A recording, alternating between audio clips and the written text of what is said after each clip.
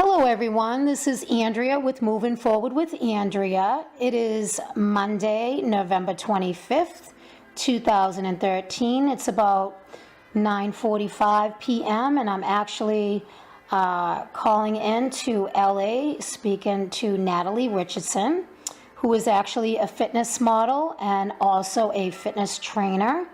And she's been around for a while, so a lot of people that are friends of mine out in LA might actually have heard of her. So I'm going to start off by saying hello to Natalie. And Natalie, can you hear me? Yeah, hi, how are you?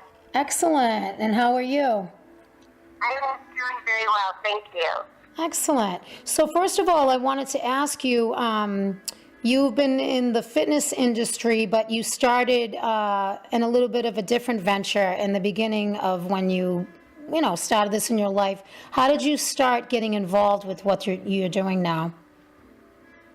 Well, I actually, when I was in college, I was teaching cheerleading. I had been a dancer and a cheerleader throughout life and started teaching cheerleading when I got injured in college.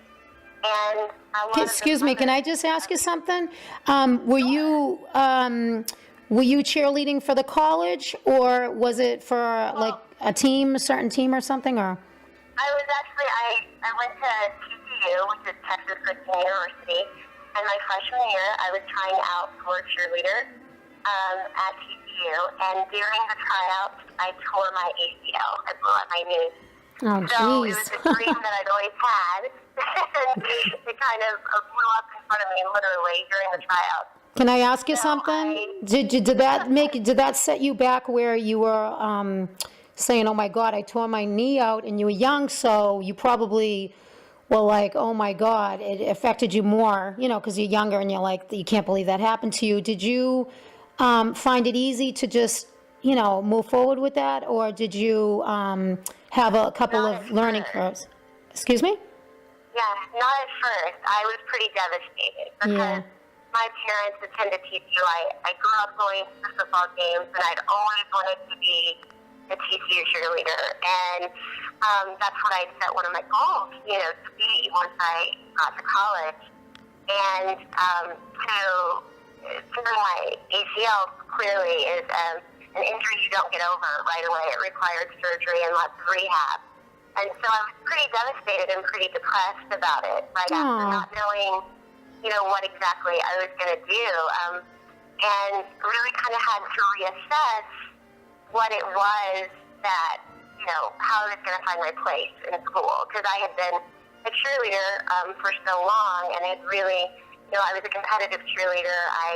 And you want to make sure that and you want to make sure that you're not going to re-injure it, and now you're probably being so careful about it too, because, you're concerned that, that's, especially because when you do have an injury like that, I know I have injuries myself right now, but, you have to be careful how you go about things. You don't want that to deter you from what you want to do, but you want to make sure that you go about it the right way, because you don't want to have that happen again to you, So what happened after that? Well, I started teaching cheerleading. I started teaching actually with some of the girls who were cheerleaders on the squad, and while I was rehabbing. And while I was doing that, I had a lot of the mothers of some of the younger girls that I was teaching ask me how to stay in shape. And so I knew that upon graduation, I decided I was going to move out to Los Angeles. I had been acting and had done some commercials in college as well. And I knew I needed to have a career that I could work for myself while I was doing acting. And so... Excuse me, can I ask you something? So at the time, were you living in Dallas, or were you already in LA? Like, when did you make that move? I was in Fort Worth, and I stayed at TCU in Fort Worth, and that's where I was born and raised, actually a small town called Crowley, right outside of Fort Worth. And once I graduated college, that's when I got my certification to become a trainer, and I stayed in Texas for 2 years so I could get my SAG card, so I would be union before I moved to Los Angeles. And then that's when I started my personal training business. So I actually started it in Fort Worth and did it for about 2 years before I moved out to Los Angeles. How old were you at that time? How old was I? I was about 21, 22 years old, and then when I moved to LA, I was 24. Wow, so you basically started this career with training, as far as the training goes, when you were about 22 to 24 years old, where you really got involved and decided, you want to help people, this is something you like to do, and this is like how you move forward in your life, and it's something that makes you happy. Would you agree with that? I would definitely agree with that. Yeah. It was, interestingly enough, it was something that started out for me as kind of a backup plan to be able to make money. And then over the years, it turned out to be the main focus of my life. So that's what's interesting about it. Is I didn't think that I didn't go after it to be a career I would have for an extended period of time. But sometimes life surprises you. And I know, you got that right. So, exactly, and there you are. Excuse me? Right, and there you are, years later doing what you didn't expect to be doing. Now, so then at 24 years old, you moved to LA with your family? No, on my own. Wow. I knew 2 people. Wow, God bless you. So that's moving forward, Yeah, definitely. I just made the jump. I knew that I wanted to change and I wanted something different, and I was very fortunate. My parents, my family was very supportive. Wow. Of going after your dreams, and they really were behind me. But ultimately, I had to make the decision on my own, and I know it's not. It's a big decision. It's a big decision. It was a really big decision. Looking back now, you think wow, how at that age was I just so determined? I'm going to do this by myself, but I did, and I'm really proud that I did. Yeah, you know something? It helps. I think that helps people grow as a person too, to know that you've done that in your life. I myself actually did that when I was younger, and I lived in Florida and lived there for 9 years, and went there at even a little bit younger than that. And I didn't end up staying there. I mean, I'm back in Boston now, but I plan on moving out to the West Coast where you are, and keeping my place here. Because I do love it out there. I love the weather, and I love it's just where I feel I need to be right now, and nothing's going to stop me because I like to move forward. Right. And I'm happy for you. That's a great story. And so now you've been doing this for a while, and you also been a fitness model as well. What have you done as far as modeling that you've had experience with? If you can tell us a little bit about that, I'd appreciate that. Well, of course, I've done some magazines. I have been on the cover of a few books. Awesome. And I have a set of DVDs. They were not my personal DVDs. I was cast to be the girl. It's actually called Heaven's Gym. It's a Christian. Can you say that? Can you say that again slowly? What did you say it was called? Heaven what? It's called Heaven's Gym. Heaven Gym? Christian Heaven's Gym. Heaven. It's a Okay. Christian fitness DVD series. Okay, and can you tell the folks that are listening, if they wanted to look into that, how would they go about looking into that? Can you get it on YouTube? Is it on your website, or can people get a hold of that? There is a link on my website, and my website is fitnessnatalie.com. Excellent. Also, I believe that there is a website called heavensgym.com, and then you can buy them on Amazon. Amazon, I know for sure, has them. Okay. And I do believe you can buy them through the heavensgym.com website. Excellent. So can you tell the audience, what are on the DVDs? Is it a little bit of everything, or is it just strictly exercise? Or what do you touch base on those? On those, it's a little bit, what it is a 7-series DVD. So there's a workout for every day. Yeah. The videos include a sermon, or you can have the option to not listen to the sermon and just do the video. That's excellent. Yeah, I think that's good, just in case, because, you want to try to please everybody with everything in life, and everybody has their differences. Just like, I told you, I'm writing a book, and all of my interviewees, I want them to be a part of it, and everybody I interview is from all different walks of life, and I think it's important that when you are projecting something out to everyone, that if you want to touch the world, you do need to have differences. And for them to have it without the sermon is a good way of getting people that aren't religious. It's just, maybe that's just not what they believe in or whatever. But that's a good way, so they do allow that. Is it, can you pay for it right on your website, or how's that all work? Not on my website, because they were not my personal DVDs. I was cast Oh, okay. to be the girl in the DVD who leads the workout. Okay. But you can buy them through Amazon or through heavensgems.com. Excellent. And can you just tell the audience too a little bit, because we're getting into the middle of our interview here, and I wanted to find out a little bit right now, like, so you're doing some fitness modeling, you train people. Can you tell, especially because I do know a lot of people out in the West Coast area, and for all those listening out in the West Coast, it's only about 7 o'clock over there right now, but it's 10 o'clock my time.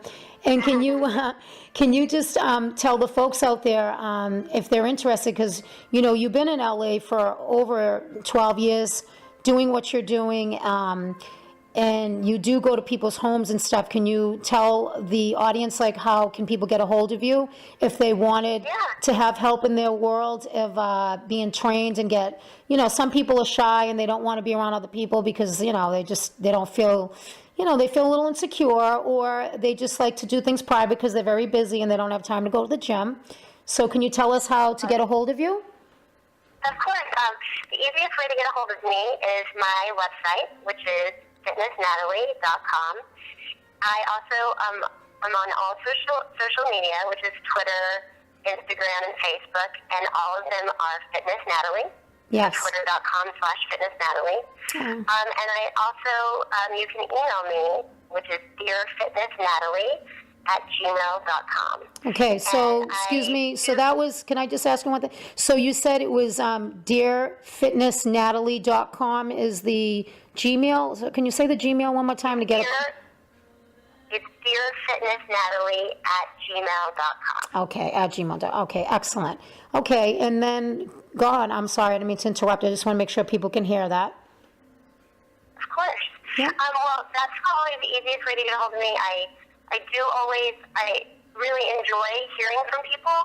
I get a lot of emails and comments, and it might take me a minute, but I do always comment or email back.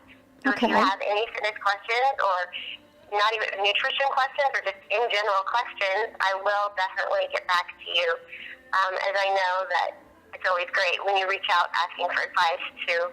Yeah, and everybody's busy and all that good stuff, but at the same token, I'm actually, you're on my Twitter, that's how I found you. And amongst other fitness people, I want to get a few more people involved. Now that I have a woman, I want to get a male, and, I'm trying to get a little bit of everybody. I want people to know that you have some videos, a few health tips and things like that I've seen on your YouTube. I've actually checked some of them out, and just let people know that there are some things out there that you do with that as well. And, excuse me? I try to at least put at least 2 videos up a week, which are fitness tips, like fitness tip of the day or a nutrition tip.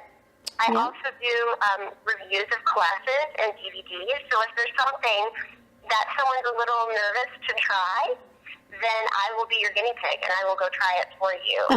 That's awesome. I like that. Yeah. It's challenging for you too, Natalie, right? It's challenging for you. It definitely is. I've tried some classes and some things that I, A, didn't know about, or B, wouldn't have thought that I would have tried, and people have asked me to try it, and it's a lot of fun. And then I'll give my kind of review as a fitness person and as an everyday person working out. Yeah. And try to give you as much information as I can about, what it's like. No, and not only that too, if they like it and they have a group of their girlfriends and they want to do something fun, that's something that's good for them. I think it's a great way of getting friends together. I know myself, I'd rather do something that's good for my friends because I'm into health too, and that's what I do as well. And I think it's important that to not always have to be out drinking and doing things like that, which is okay, you know, once in a while to go out and eat and have a few drinks, but to go out and do something healthy amongst girlfriends and get a group together and do like a group class. I know that you do that as well, and you go to people's homes. I do. Yeah, excellent. I do. As a trainer, I train one-on-one, and then I also train groups. There's definite benefits of both. You know, sometimes it's great to have the camaraderie of a friend to work out with, and definitely to have someone to hold you accountable, you know, and to be able to have show progress to one another is always very beneficial. I go to people's homes, I train outdoors at the park, and then I work for myself, so I rent out space at different gyms all throughout Los Angeles and have people come to me at those gyms. Wow, that's excellent. And so how long have you been doing that with the gyms and everything, that you have a reputation of doing that? How long have you been out there with that? Here in Los Angeles for 15 years. Yeah, so you're pretty known out there. That's awesome. I really I really appreciate what you do, because I think it's very important, because if we don't have our health, what do we have? And it's a lifestyle. It's not a given, and that's my motto that I say about, you know, as far as, you know, working out and stuff. You know, people don't just wake up in the morning and look beautiful. As far as healthy wise, you know, it's hard work and it's a lifestyle, and people need to understand, you know, sometimes we need that push, and sometimes you don't have the right people around you that are cheerleaders for you. So, you know, I discussed with you prior to the interview that I'm writing a book, and if you want to be a part of that, I would love to hear your insight to,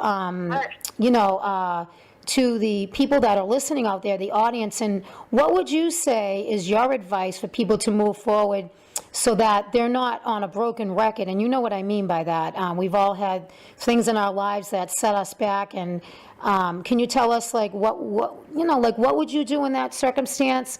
And also, how do you keep moving forward in your life, Natalie?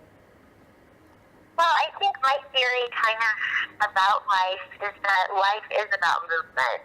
And it's always moving. And no matter what happens, it's not always going to be rainbows and butterflies and lollipops. There's going to be some bad things that happen. Mm-hmm. And while you do have to take care of yourself, you do have to keep moving, because life keeps moving.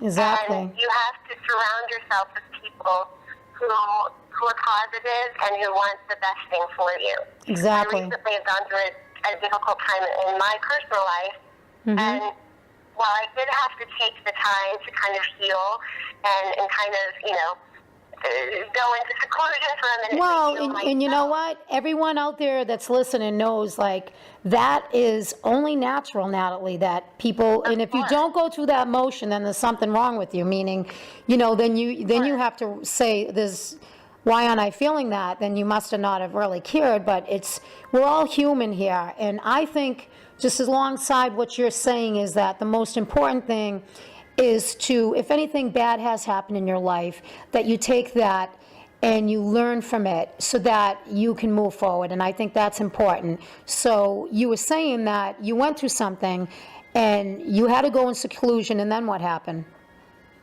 Well, I think that, you know, it's always important to kind of back up for a minute, look at what's happened to you, and to really kind of assess how you're going to heal yourself. And then once you do that, surround yourself by the people who love you. You know, like I said, we as humans are meant to move forward. We're not meant to, we're not put on this earth to be a victim and to be still.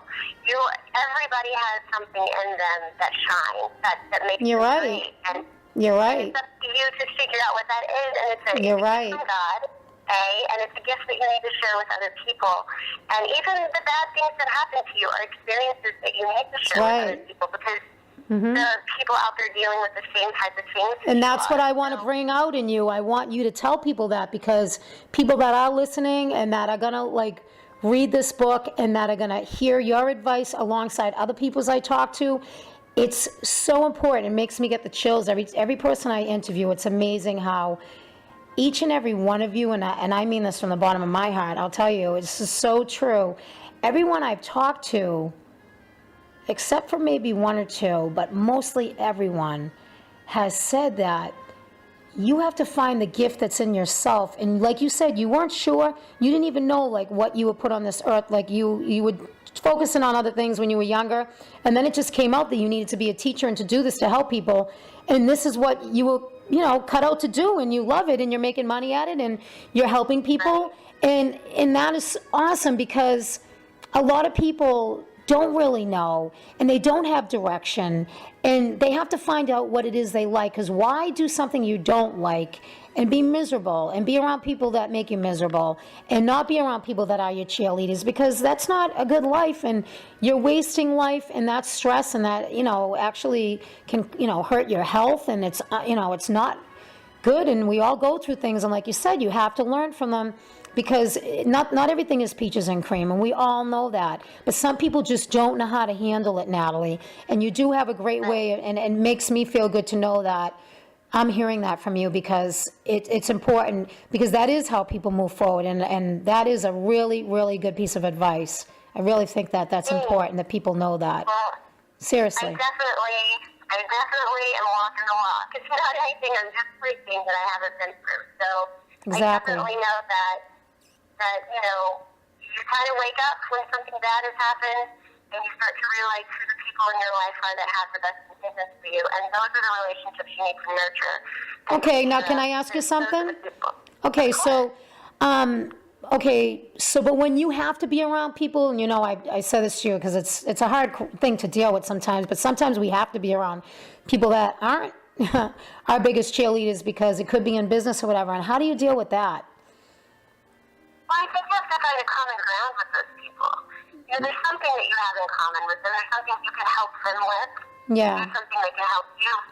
Maybe even if it's just that they're so negative, that you learn from the situation of why they're negative, and learn how to take that into your life to make sure you never project that upon someone else.